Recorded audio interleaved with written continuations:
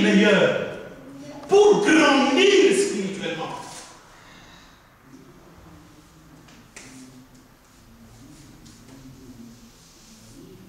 Bien aimé. C'est très important de grandir. C'est très important de comprendre la parole de Dieu. Parce que quand tu comprends la parole de Dieu, tu peux la mettre en application. Mais c'est quoi comprendre la parole de Dieu? C'est comprendre qu'est-ce qu'il faut mettre en application. Comment s'amener? Comment devenir de plus en plus meilleur? Comment délaisser ce qui est faible et prendre ce qui est fort?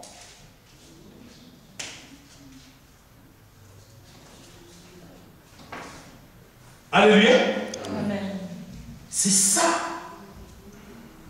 Frères, sœurs, il est dit que nous sommes en train de vivre dans une période dite apostate.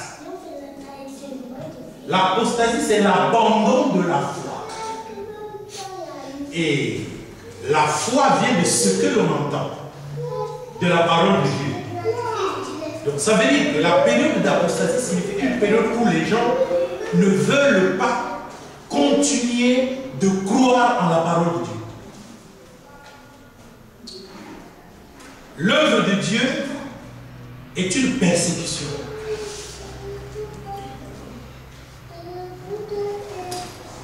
L'œuvre de Dieu ressemble plus à une maison de deuil qu'à une maison de fête. L'œuvre de Dieu, ce n'est pas un lieu de réjouissance.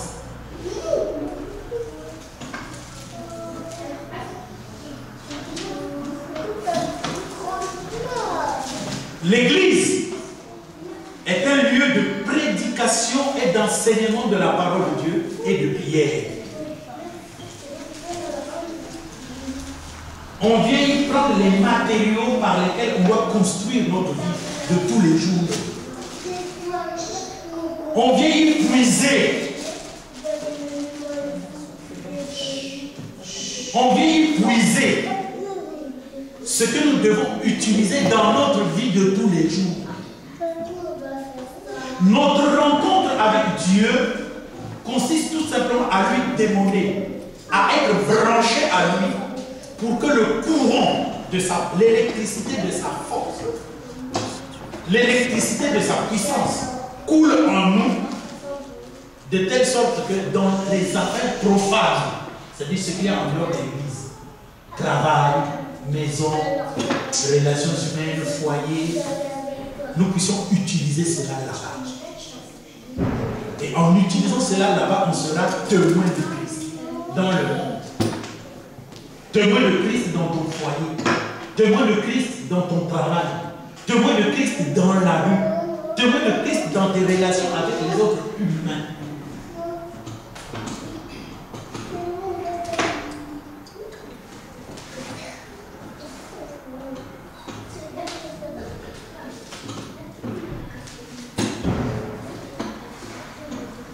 Alléluia. Amen. Alléluia. Amen. Frère, est-ce que je me fais comprendre?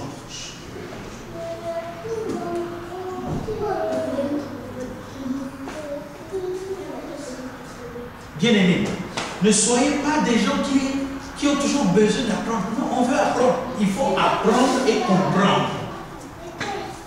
Quand tu as appris, quand tu as compris, quand tu mettras en application, tu deviendras libre.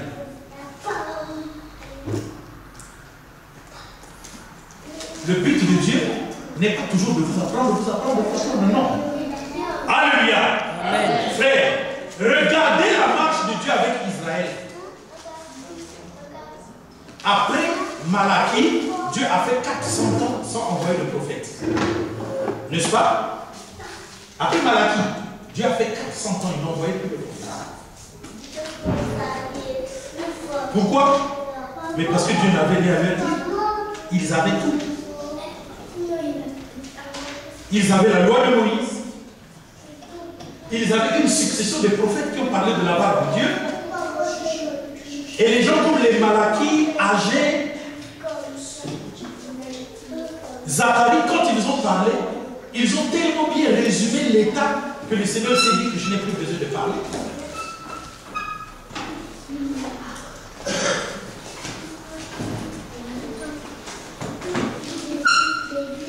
Alléluia. Amen. Aujourd'hui aussi, Paul a tellement bien parlé. Les 7 anges que Dieu a envoyés dans l'église ont tellement bien fait leur travail. Quand Dieu regarde l'humanité, il dit, mais qu'est-ce que je vais leur dire? Je n'ai plus rien à dire. Qu'ils se contentent de ce que Paul a écrit, Pierre, Jean, Jacques et les autres anges qui ont suivi.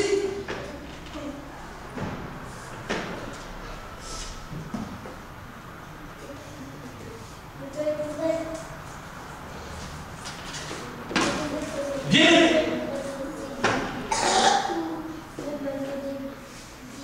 J'ai prévu quelque chose.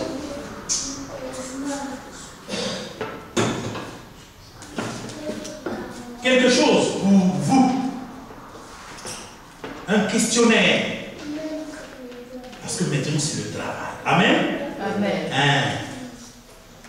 Je verrai comment tu vas répondre à ces questions.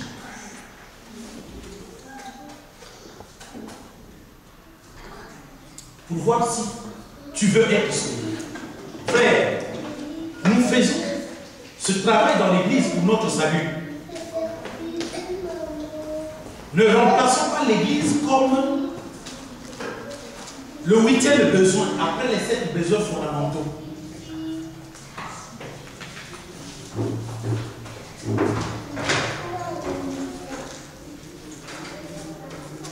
L'église ne doit pas faire partie de ta vie de tous les jours.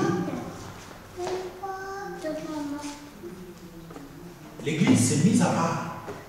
C'est pour préparer ton éternité. L'église, c'est pour préparer l'éternité. Manger, boire, se vêtir, se déplacer, se loger, l'être du sexe opposé, jouir de la liberté de la lumière du jour. Ça, c'est pour la chair.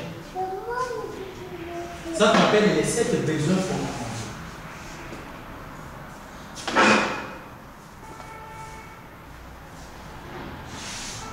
Ne remplacez pas la vie spirituelle comme un 8e.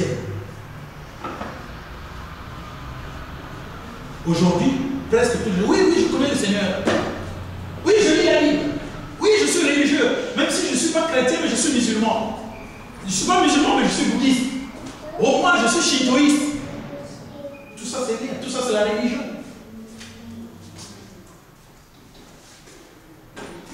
Frère, prenez conscience de la vie éternelle. Là. Ayez vraiment une bonne pensée sur la vie éternelle.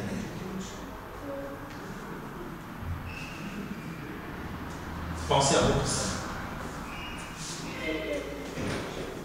Le ministère du rétablissement de toutes choses est en train de faire revenir au rétablissement le monde. Vous êtes important pour Dieu. Si vous n'êtes pas, il n'y aura pas d'enregistrement. Et quand il y a enregistrement, il y a des gens qui suivent. Il y a des gens qui profitent bien de ce que j'enseigne ici. Si vous n'êtes pas, il n'y a pas de livres qui vont être écrits. Les livres sont écrits parce que c'est la réponse aux problèmes qui se posent dans notre assemblée et dans la vie de tous les jours. C'est comme ça que Dieu a travaillé avec le prophète. Le prophète Jérémie a été envoyé au milieu du peuple d'Israël en son temps. C'est pas ça? Zacharie a été envoyé au milieu du peuple d'Israël en son temps. Dans le but de régler quoi? Les problèmes de son temps. Aujourd'hui, le ministère de l'établissement de toutes choses est envoyé par Dieu pour régler les problèmes du monde entier. Vous pensez qu'il fallait qu'il y ait toute une cohorte de 15 millions de prédicateurs avec le message du rétablissement de toutes choses pour qu'il aille dans le monde entier. Dieu n'agit jamais comme ça. Il n'est jamais apparu deux prophètes à la fois en Israël, il y avait un seul. Mais en ce temps-là, quels étaient les moyens de communication? Le pauvre prophète doit quitter Jérusalem. S'il faut parler à Silo, il doit aller à Silo. S'il faut parler à Sichem, il doit aller à Sichem. S'il faut parler à Gaza, il doit aller à Gaza. C'était pas ça? C'était ça. Moyen de communication réduit. Souffrance dans l'œuvre. Mais aujourd'hui, la communication, telle que je vous dis là, ça va jusqu'à Montréal. Je peux prendre mon portable et vous brancher sur le retour de ce qu'on a dit. Ça va en Chine, en Belgique, en Afrique. Donc vous n'allez pas dire que le rétablissement de toutes choses n'agit pas. Bien au contraire. Peut-être que vous vous attendiez à ce qu'on puisse avoir une télévision. Si Dieu trouve que c'est bon, il le fera. Mais déjà là, avec Internet, le message du rétablissement de toutes choses remplit le monde. Je dis bien le monde entier.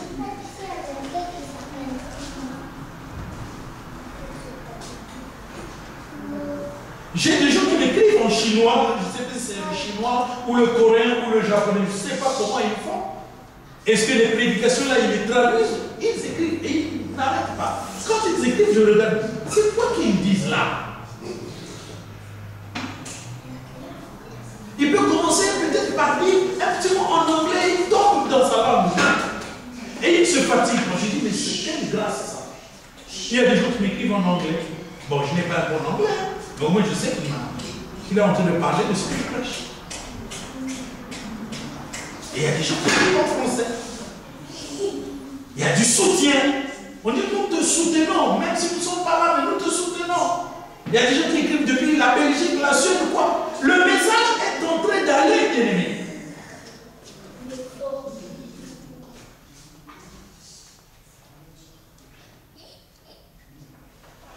Parce que on ne prêche plus ce que je vous prêche. Les gens ont autre chose. Nous avons besoin des grâces promises par Dieu à David. C'est-à-dire l'assurance, la garantie qui pardonne de nos péchés. La garantie que notre foi nous sauve, nous justifie, nous sommes des justes.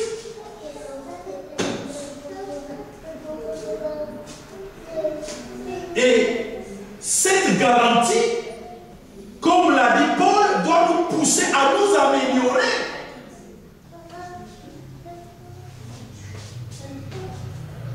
L'église du premier siècle, frère, c'était une église où les gens n'avaient pas besoin d'aller bousculer les apôtres pour dire, Pierre, nous avons des malades.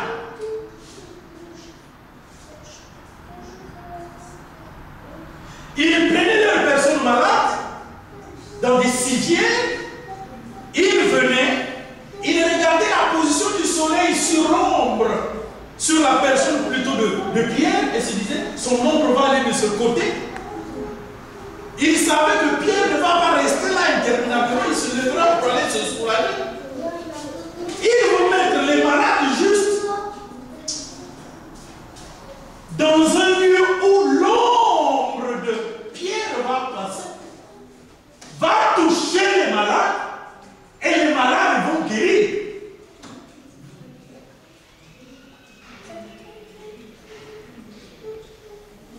Mais pourquoi Dieu faisait-il cela?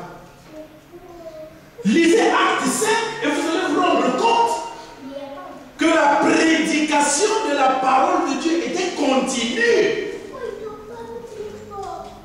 Pierre prêchait quand il était fatigué. Jean prenait la relève. Quand Jean était fatigué, Jacques prenait la relève. Quand Jacques était fatigué, Matthieu prenait la relève. Et les gens venaient pour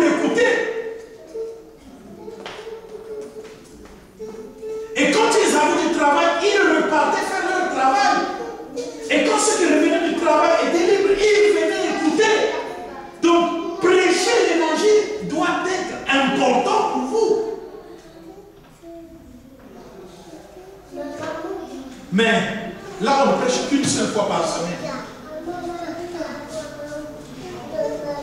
Oui. Vous en parlez dehors. Non, je parle pas de ça. Je parle de la fréquence. Je veux vous faire comprendre qu'est-ce qui produit l'assistance de Dieu. Au premier siècle, la prédication était continue. Parce que les gens devaient comprendre. Et quand les gens devaient comprendre, ils devaient appliquer. Et c'est en ce moment-là que les miracles intervenaient.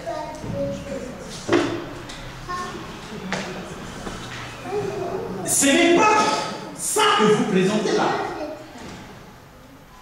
Aujourd'hui, d'aucuns, demain, c'est les autres. Il n'y a pas de continuité.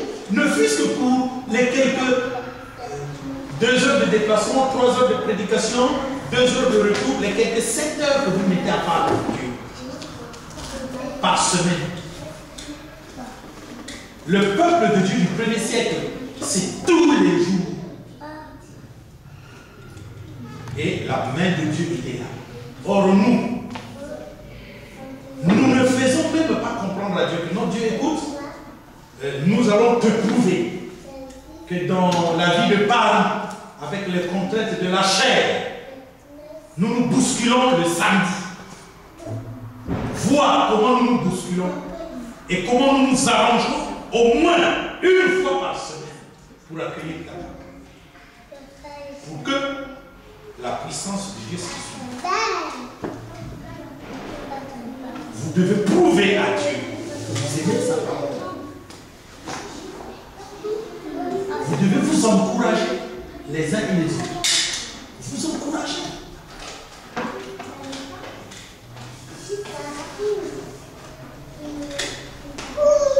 Frère, vous savez, nous aimons dire que nous n'avons pas le temps pour Dieu parce que nous avons beaucoup à faire. Frère, ne mentons pas. Nous nous connaissons. Nous savons où sont nos préoccupations.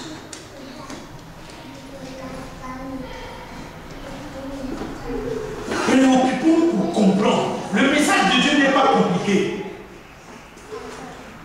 C'est-à-dire que vous êtes en train de voir là comment Paul est en train de prêcher à un peuple. C'est pas compliqué.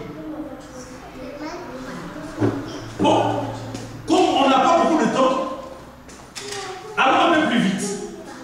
Prenons par exemple le verset 48 jusqu'au verset 52. J'espère que vous pourrez aller compléter la lecture à la maison. Amen. Amen. Le verset 48. Les païens se réjouirent en entendant cela. Est-ce qu'il y avait des chants de danse? Non. La prédication sur la simplicité du message qui va faire intervenir Dieu dans leur vie. Les païens, quand ils ont entendu cela, ils se sont réjouis.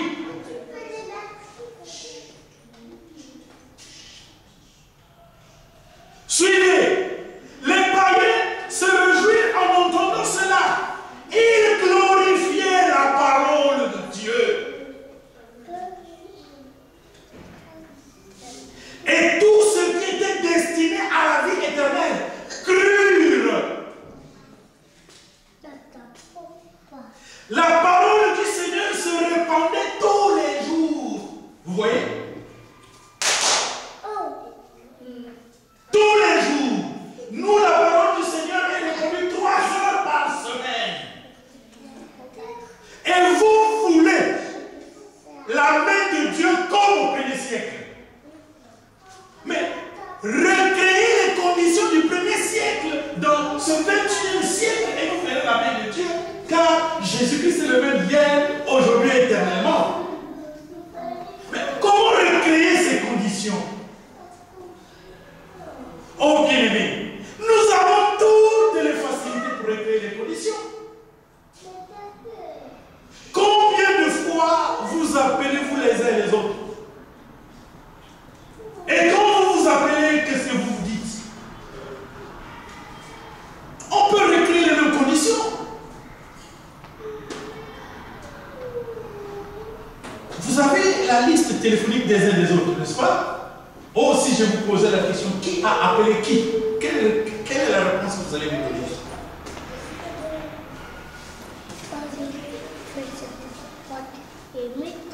Petit groupe. Un tel appelle un tel, un tel appelle un tel. C'est de ça que parle Paul. Vous vous assemblez, non pour devenir meilleur, mais pour devenir pire. Quand vous vous assemblez, il y a des sectes, des divisions. Il dit, il faut, je le crois en partie. Car il faut qu'il y ait des divisions pour qu'on sache qui est vraiment dans le Seigneur. Qui veut prouver à Dieu qu'il est approuvé? Qui va prendre la peine une fois, 2 fois par semaine et d'appeler les frères. Et quand tu appelles, pour leur dire, il fait beau, il fait froid. Non, appelle pour parler de la beauté du royaume de Dieu, de la température du ciel.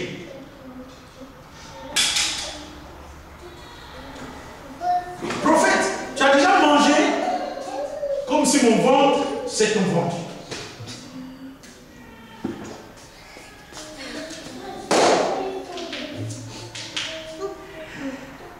Tu as commencé de mettre le manteau, mais ma chaleur ou pas. Qu'est-ce qu'il en a là-dedans? Bien-aimés, nous devons aimer la parole de Dieu. Il y a la lecture. Ici, là, j'ai mis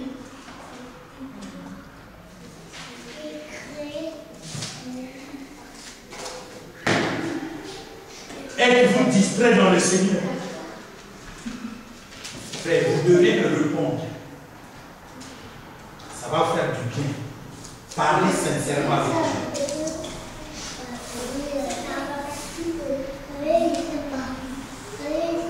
Vous devez parler sincèrement avec Dieu. Et quand on dira, bon, aujourd'hui on va travailler les 10 premières questions, travaillez très bien. Et quand vous allez les travailler, ne m'apportez pas des réponses sur des bouts de papier.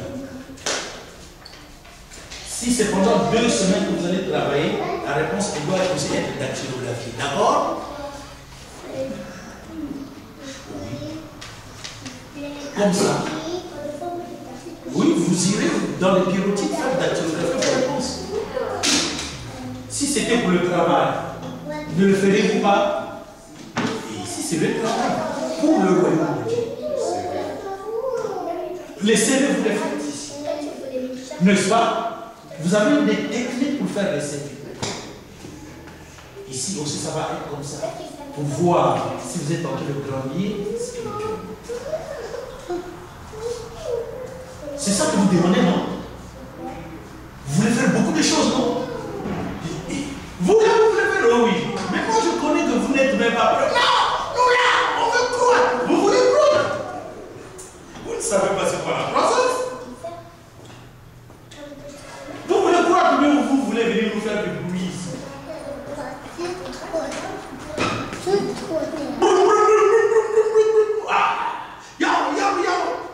Dites Jésus. Yahweh, c'est dans l'Ancien Testament. Dans le Nouveau, c'est Jésus. Mes frères, l'Église, si Dieu a beaucoup intervenu, c'est parce qu'elle était disciplinée. L'Église était vraiment disciplinée. Et nous devons travailler pour retourner à la discipline de l'Église. La discipline est différente des lois. Le peuple de Dieu, on l'appelait les disciples du Seigneur, n'est-ce pas? Vous savez pourquoi? Parce qu'ils étaient disciplinés. Ils étaient disciplinés, c'est-à-dire qu'ils mettaient en application la parole de Dieu. Ils ne marchaient pas dans les lois. La discipline est différente de la loi. Surtout différente de la loi de Moïse. La loi de Moïse dit, ne goûtez pas, ne mangez pas, ne touchez pas. Vous comprenez? Paul dit, ces choses-là, c'est l'ombre des choses. Le corps est en Christ. Si tu es un membre corps de Christ, tu dois beaucoup travailler ta foi.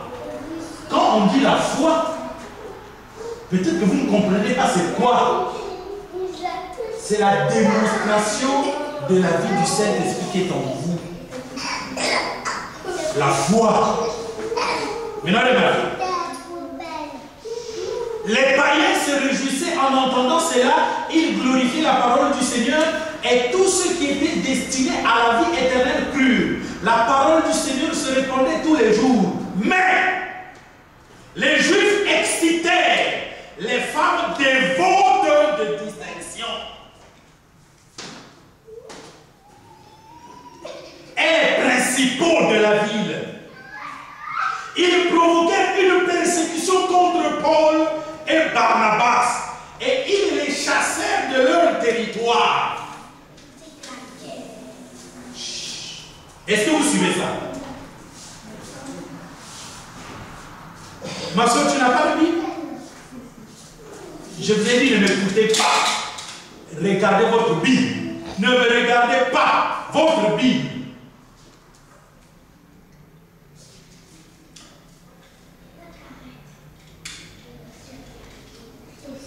Nous n'avons pas les mêmes versions. Donc non. C'est perturbant. Il faut faire une... Non, non, non. Ce n'est pas un problème de version. Ça a été bien traduit. C'est bon la traduction. Là, regardez vos Bibles. Vous mettez un signe sur là. Le français c'est le même. Même si ici dans Scofield c'est autre chose. Je connais. Combien de Bibles j'ai? 17. J'ai 17 collections. Quand j'écris, j'utilise toutes les collections, donc je sais de quoi je parle. Fusille ta Bible là. Dans Actes des Apôtres, nous sommes au verset combien? 50. Hein? Nous sommes au quel verset? Là. 50. Mets-toi dans le verset 50.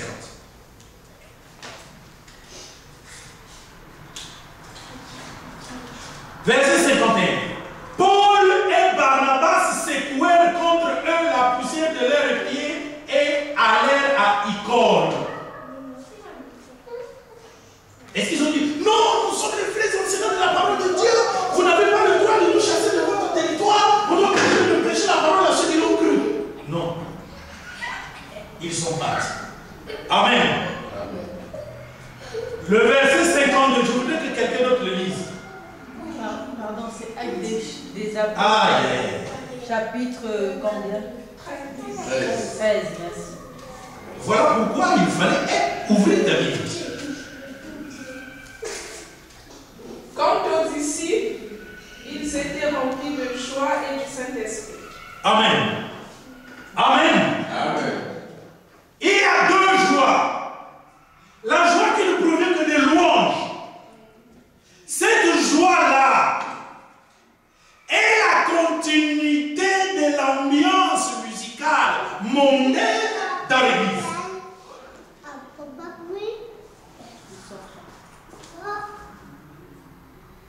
Comme on vous a enseigné que vous ne pouvez pas danser, alors il faut beaucoup chanter et danser dans l'église.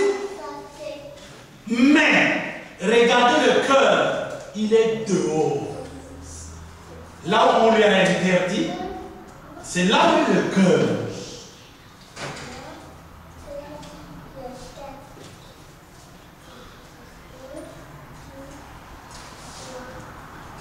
Alléluia.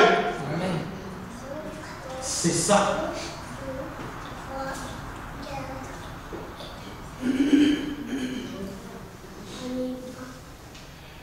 Or, la vie spirituelle n'est pas dans les interdits. Tel que nous sommes là.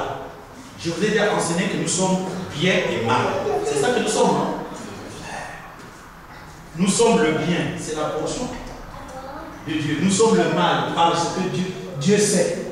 Dieu sait qu'il n'a pas créé une république des enfants de Dieu. Dieu sait que vous êtes dans le mal. Et Dieu sait que vous êtes des immigrants ou des immigrés. Et Dieu sait que vous aimez votre musique traditionnelle du Cameroun, du Gabon, de la RDC, du Congo, de la Zambie, de la Martinique, du Swaziland, de Tokyo-Ville. Dieu vous connaît. Mais vous voulez vous faire autre chose. Non, non. On ne prend plus de bière. On ne prend plus d'alcool. Pourquoi? Parce que nous sommes enfants de Dieu. On ne vous reconnaît que dans les interdits. Parlons du pardon de vos péchés. Vous n'en savez rien. Pardon de votre justification. Vous n'y connaissez rien. Mais les interdits, vous les connaissez tous.